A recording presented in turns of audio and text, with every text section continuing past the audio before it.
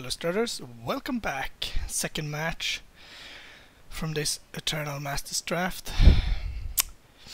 I'm gonna face another one of my friends, Jonathan, who is playing... Well, at this point I don't really know what he's playing. But I kept a one-lander with the Swamp Cycler. I know that's risky, but... sometimes you're gonna go for it. And of course I missed my second land drop because of that. But yeah, that's how it is sometimes. And I do miss my second land drop again, so now I have to discard. I thought Jonathan would be on some kind of red-black aggressive plan, but that's not correct. I do find my second land though, and now I can swamp cycle for the third land, which is quite good.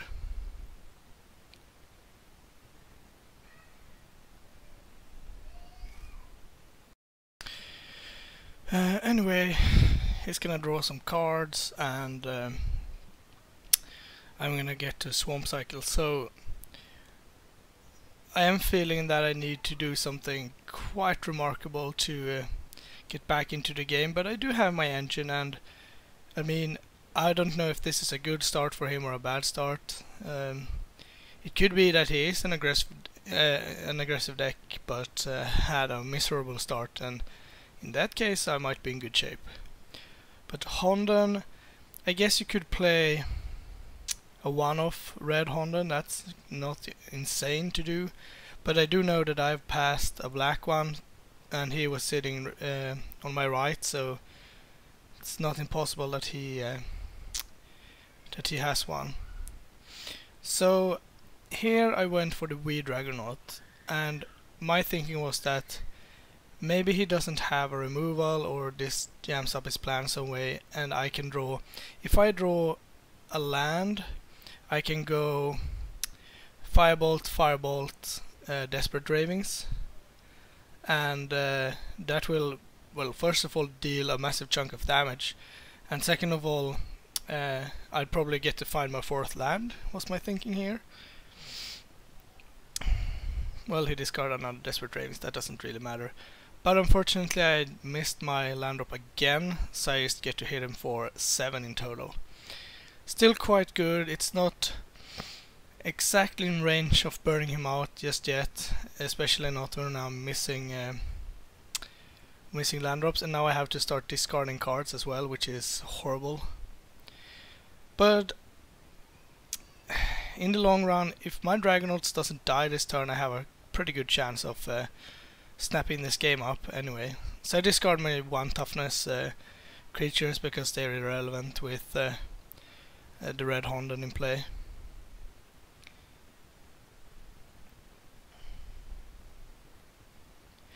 So he's stuck on lands too, but he has played a 3 and a 4 plus drawing extra cards, so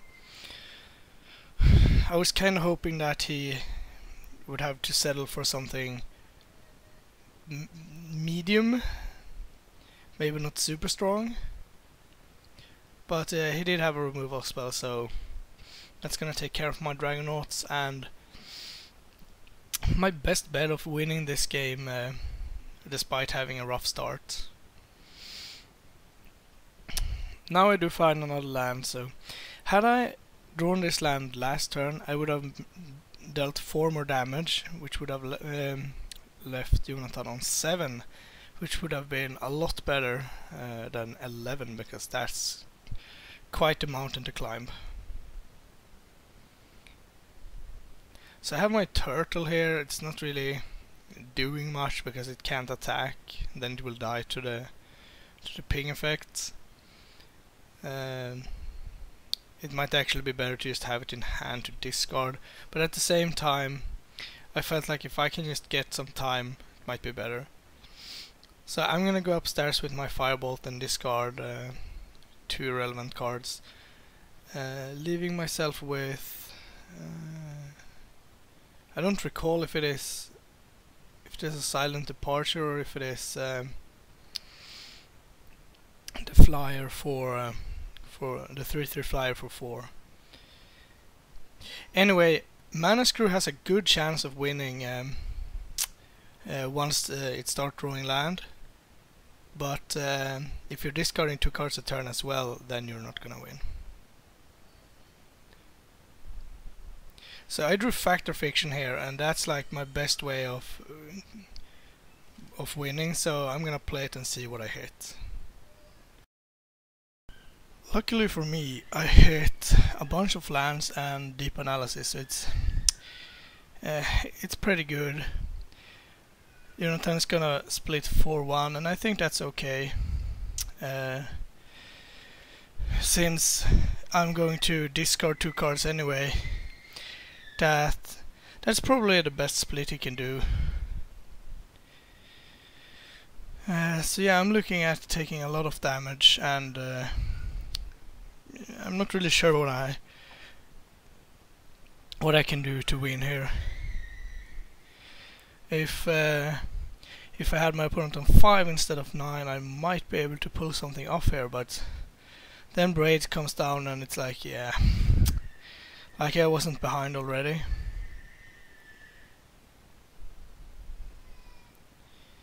So I'm gonna get rid of a mountain.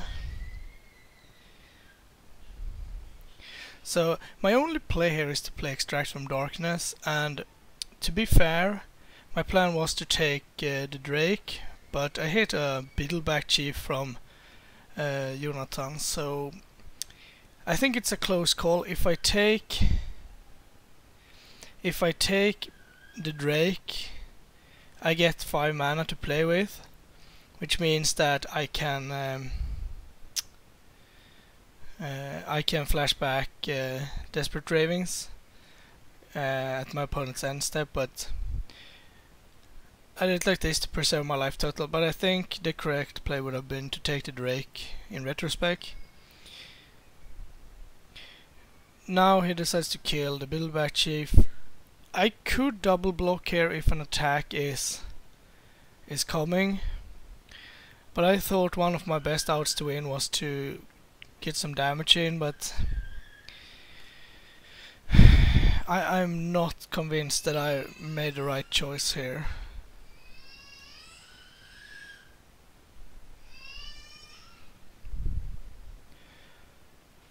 So yeah, I'm looking at 0 cards, and I'm getting forced to sacrifice something every turn and take 2 damage a turn at least, and my opponent has basically a full grip of card versus my 0, so it's looking grim.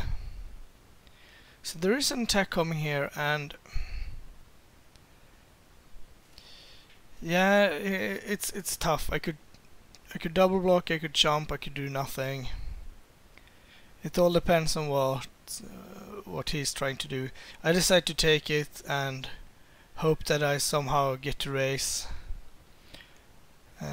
Then a Gravedigger comes down, and that just shuts the door for any possible comeback. Unfortunately. So I'm gonna draw my card, and it's a good one, but it's not gonna do it. So I'm down 1 game. Let's head over to the second one.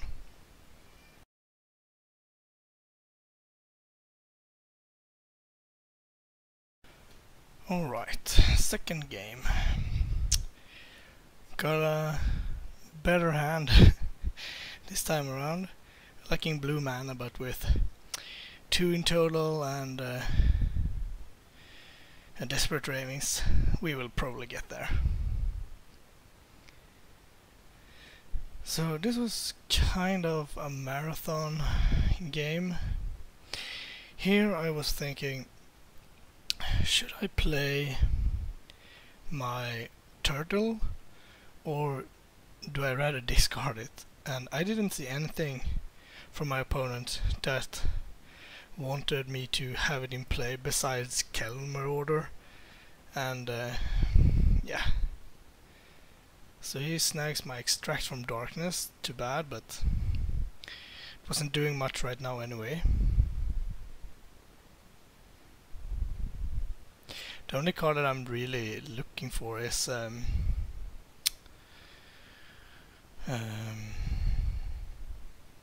Burning Vengeance.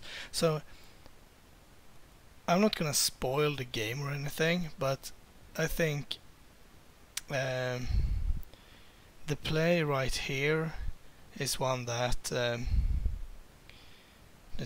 that kind of decided the rest of the game. I mean, obviously that's hard to know, but I'm gonna talk more about it later on. I might also put in a picture at the end to discuss all the options, because it's kind of a lot. So here I wanted to play my flyer. Seems like a good time. He can't pay Echo and kill my flyer, probably. Although I assume that he rather has Stingscourger in the graveyard anyway. But yeah, feels like a good opportunity to play my guy. And he took a very long pause here at my end step. Had he had an open man or something, that would have been somewhat of a disguise, but now I know that he's thinking about if he should pay Echo or not. And he decides that he doesn't want to do that. And that tells me a lot of his hand, actually. That the best thing he could do for 4 mana was draw 2 cards and bounce my 1/4. That's just not very good. Unfortunately, he had a removal spell, but yeah, that's how it is. So this should be like turn 5, yeah. So I replayed my turtle here. Not that it will do that much, but it will be fine, I think.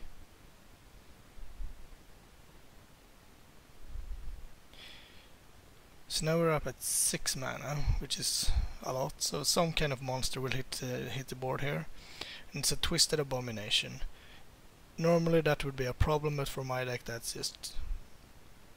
insignificant.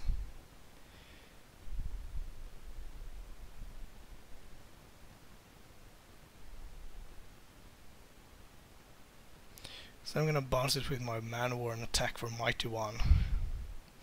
I mean, if he has a ping effect, that's sad, but I mean, Honden doesn't really do it because it's the next turn. So I feel like it's a free point.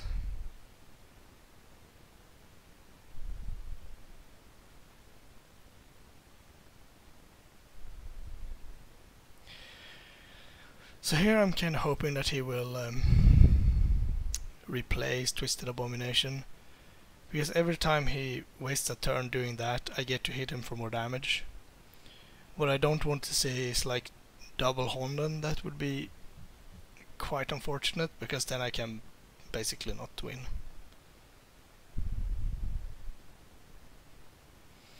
So Twisted A-Bomb hits the board again, that's fine. And I can flashback my Desperate Ravings. And that was probably what I should have done 2 turns ago instead of playing my turtle. Since the turtle is just not gonna do it. So I was going to play Silent Departure, but I drew my second Man War, so that's excellent. And I even get to add more War Marshal to the board. So I'm looking pretty good right now. There is obviously cards that can stop me, but like Red Honden plus White Honden, for example, that just shuts down everything I'm doing, basically. So I can hit for a lot, but he will gain 4, so I also elected to pay for the War Marshal, since now if I bash with everything, he can kill like the token and the turtle, but then I still get to keep a lot of power. But if I don't pay from War Marshal, that's 1 more damage, 1 less damage, and another good target for his Honden. So yeah, back up to 12, and my deck is not equipped to raise 4 life gained a turn. that's just not how my deck is supposed to win. Or rather, supposed to win against.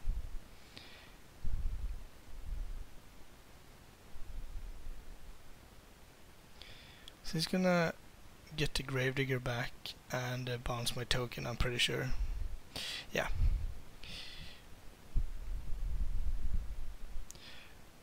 So here, this might seem strange as well, but I know that I cannot win with just burn spells, and even if I find Burning Vengeance, that's not going to beat 4 life a turn. So I need to muster up something that can attack and keep the board clean. That part is not too hard, but my offensive power with this deck is almost non-existent. I have 2 Mana Wars, Merfolk, War Marshal, Turtle, Weird Dragonauts, Drake, the 3/3 flyer, the Phantom flyer, and Twisted Abomination. It's like it's a decent chunk of creatures, but most of them are not meant to be offensive. So I could probably get up to 4 damage a turn, but that's just breaking even. So this decision might seem strange, but I offer up the trade with the Sting Scourger. The thing is that if I don't attack, I get in 0 damage this turn. And next turn he plays the Echo, kills my Mana War and passes back, and then I have no attacks at all. So yeah, I kinda had to trade there. Not that I want to do. I also fed him a Merfolk for good measure. Sadly enough, I'm in a college that cannot beat enchantments very easily. So here Twisted A1 comes down again, and that doesn't touch me at all. I just want to find my Burning Vengeance and then maybe get something going.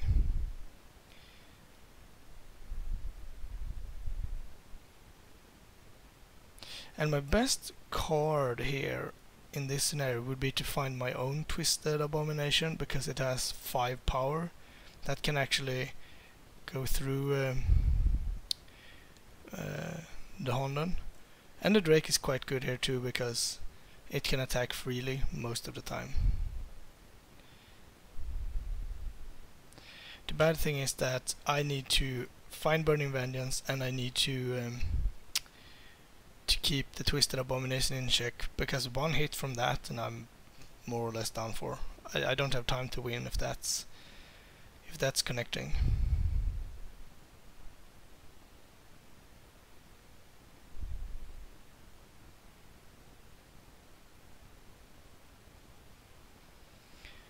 So I have plenty of flashback cards in my graveyard, that's good. And at this point I know that I'm most likely toast, but I'm not really in the mood of quitting playing, but just because it's a bit uphill. I actually enjoy being at a disadvantage, because, you know, challenge, and it's a good thing.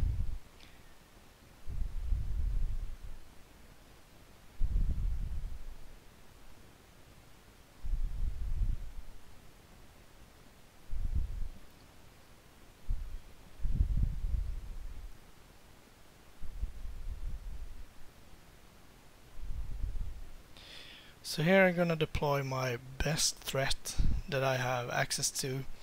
It's my wee Dragonaut. And I'm just gonna poke for 1 here, because otherwise he just guns down 2 of my creatures, and that's just not good. I can still have some use of the Turtle on the defense. And if he wants to kill War Marshal and ping me for 1, that's fine too. So what I'm hoping for here is that he cannot kill my Dragonaut. If he cannot kill that, I might actually be able to raise him. I'm also rearranging my graveyard so all flashback spells are on top. since we established that no card would care about the order in the graveyard. Otherwise you should not do that. Unfortunately he has another removal spell, which is too bad, because otherwise I think he would have had a good chance. Now things will be harder. So Killer Marauders comes in here, and I don't really mind that because I have two decent ways of blocking it, the Turtle and the War Marshal. Granted, he can like ping both for one and an attack, but yeah. So I find Burning Vengeance finally. It's a bit late, but it might still be doable here. I just have to plan really carefully.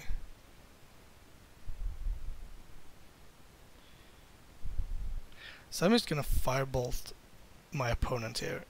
And I know this is really aggressive and use one from my hand, but as I figure, I have plenty of things to do, and I have plenty of mana as well, but I'm not in a position where I can just waste open mana. I need to do the maximum amount of stuff I can do every turn to have a chance.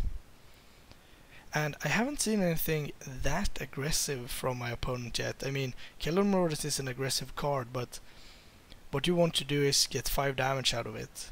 And if you do that with whittling down your opponent's hand and board with Hondens, or play it on turn 2 or turn 3 and reckless charge it or something, that doesn't really matter. So at 13 I'm quite confident that I can take this game, since I have found Burning Vengeance.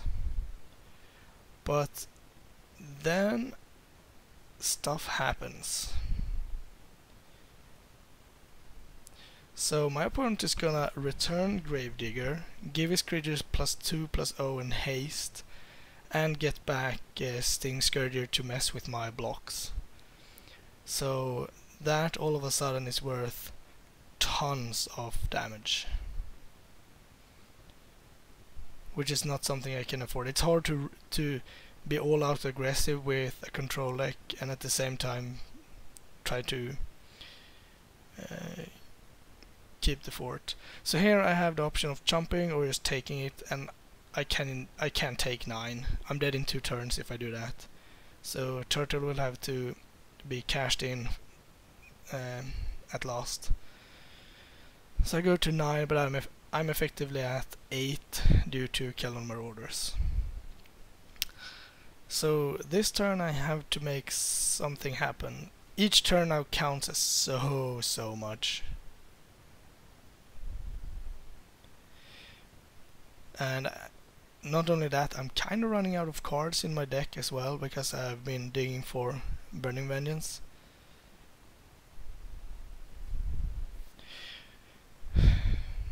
But it might still be doable.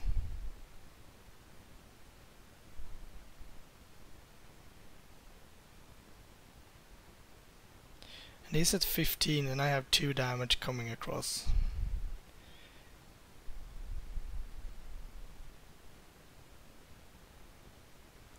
So I'm gonna redeploy War Marshal, which feels like a good plan, since at least one of his creatures could be able to attack. And then I'm gonna deploy Twisted Abomination, and that's like, now the board is set for me to try to win this. The Killer Marauders will go to the grave, and either 4 mana is used up this turn or Sting Scourger goes to the graveyard. And Gravedigger cannot attack. That's just not good. And since I have Silent Departures and Firebolt in my graveyard, I'm pretty sure that I can clean up the board so I can attack for a pretty good swing. So I'm still looking at a little glimmer of hope here, even though I'm at 6 life and could die to basically anything. Sting Scourger will not be paid for, which is fine by me.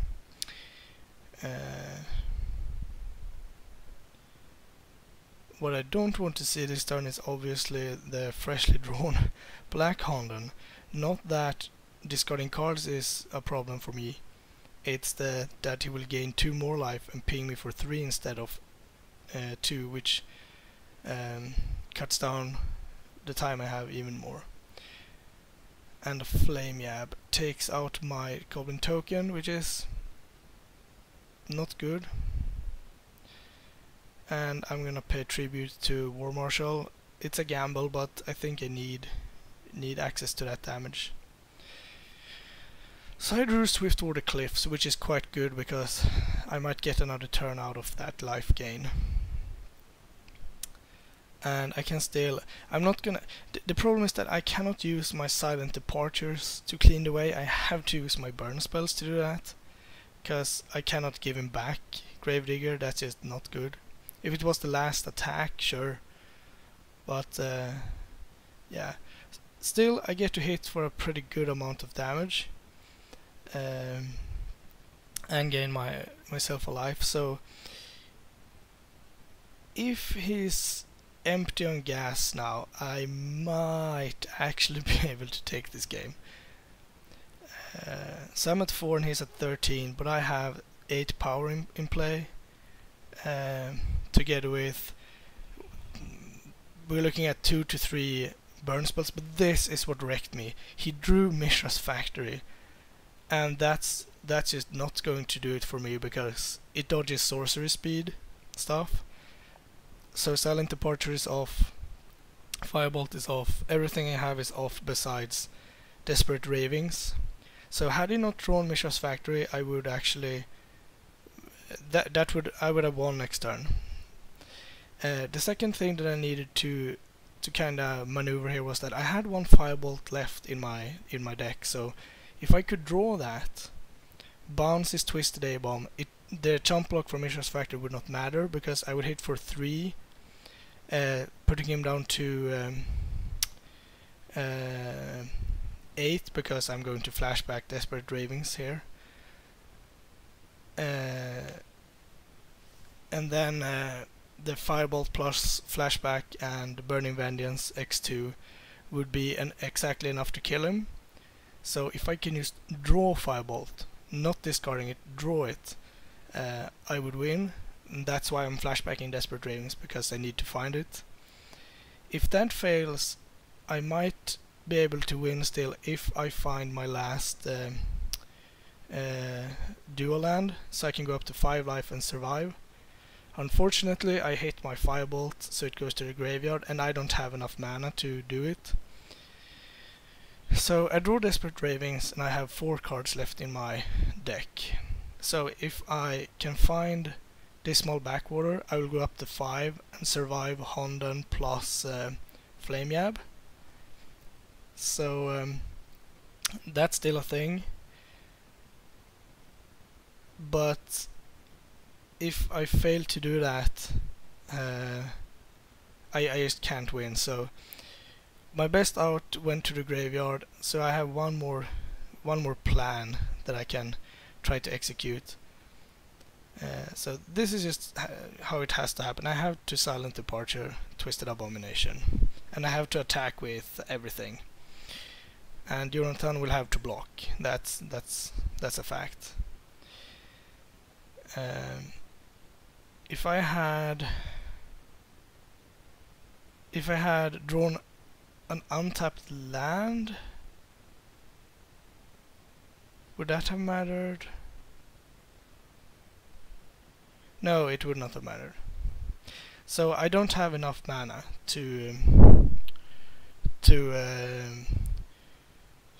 get out of this unless I hit my land to gain another life. Of course, if he doesn't have a land for his Flame Yab, that's a thing, but I just bounced Twisted Abomination, so I'm pretty sure he will find one. So I'm asking for a brief pause here because I need to think here. So I can easily play my Desperate Ravings from my hand and see what I draw. And if it is the Dismal Backwater, then I can just let damage occur, drop him to 6, play my Firebolt and drop into 2, and then pass the turn. He will go up to 8 again, but that doesn't matter because I have more than lethal on the board and Silent Departure still in my graveyard. But still, I tried to figure out what my last cards were, if there was any way for me to win this turn, and I figured that since I have 2 mana available, I might as well play Desperate Ravings and see what I hit. But it is a tough call here because anything that I do wrong will just cost me the game. But in the end, I think it's correct to play my Desperate Ravings here.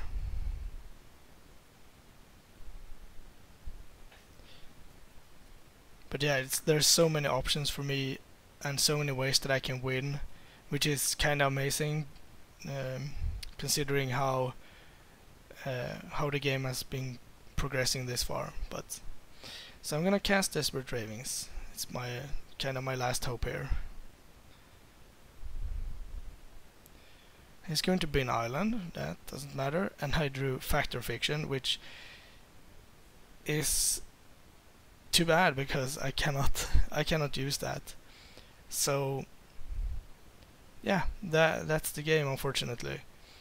I knew that one of my last 2 cards were Dismal Backwater, and the last one I couldn't really remember, but I couldn't imagine that it would help me, so I'm just gunning down the Mission's Factory to put him to 1, and maybe if I have something here.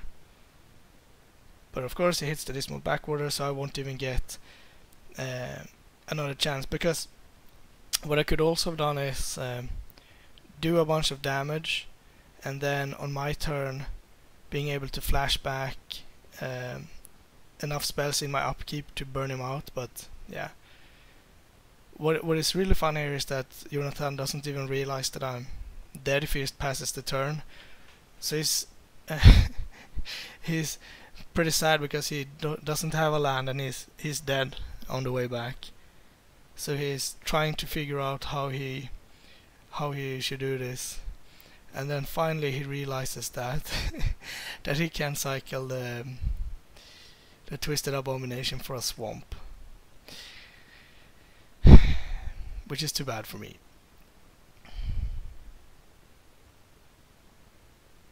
Yeah, there.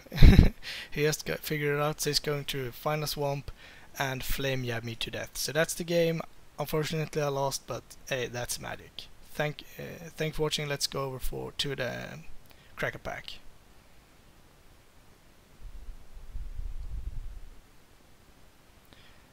Alright, let's use this second booster. It's significantly worse than the last one. So far no good picks, especially not pick 1. Nimble Mongoose is a trap, I would say. Don't pick it. Memory Lapse is the best card. Civic Wayfinder is fine. I would probably take that. Right now January Elf is kinda the same. I wouldn't fault you for taking either of them. Then we get some uncommons. Harmonize is great, Zealot is great, Wander is my pick so far, I think, because it's just cool. For a rare we have Regal Force, which I probably am taking out of this booster. And the rare, or the foil is Maze of Ith. Amazing! Thank you for watching. I'll bring you the next match. Thank you for watching. Please like and subscribe, it really helps us out. You can find us on Twitter at MagicGathStrat, Facebook /MagicGatheringStrat, or on the web, magicgatheringstrat.com. There you can find articles and free prize-supported leagues. This is all brought to you by our Patreons and cardhoarder.com. If you enjoyed this content, please consider supporting us at patreon.com/MagicGatheringStrat.